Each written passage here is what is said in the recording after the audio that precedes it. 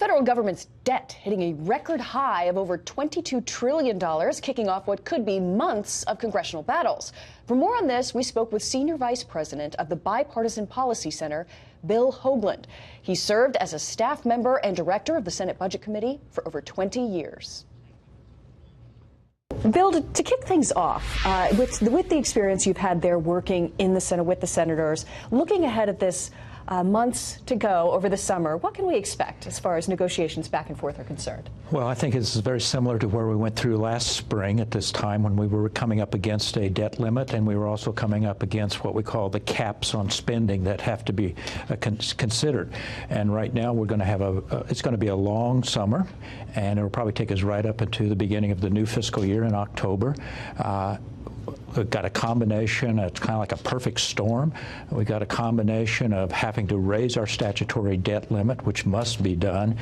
The country has never defaulted in its 230 years of history, and so we will have to do something. But that requires 60 votes in the United States Senate, so it'll require some very hard negotiations. At the same time, in order to keep government from shutting down, once again, like we just went through for 35 days back a month or so ago, we're going to have to deal with the appropriations. So this is going to be a long summer of negotiations and quite frankly, be very contentious at times going forward. You brought up some of the history there that we've been dealing with. As you mentioned, this long shutdown.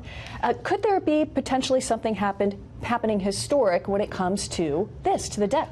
Well, it has never happened. The country has never defaulted. I really don't think it will default. I mean, that would be something that would be unprecedented in our country's history. It would have major ramifications both for domestic economy as well as international. The safety and security of Treasury bills is sacrosanct. It is the gold standard in the financial industry.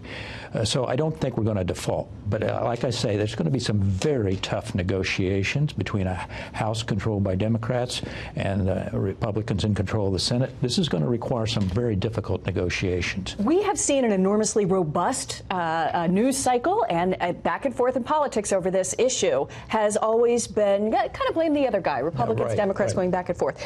Take a listen. This is then candidate Trump blaming President Obama for doubling the national debt. Barack Obama has doubled during his fairly short period of years. He's doubled our national debt, doubled it. How much truth is there to the back and forth on that? There's no question the debt now, we're up to $22 trillion. We reset the debt clock, if you like, yesterday at $22 trillion.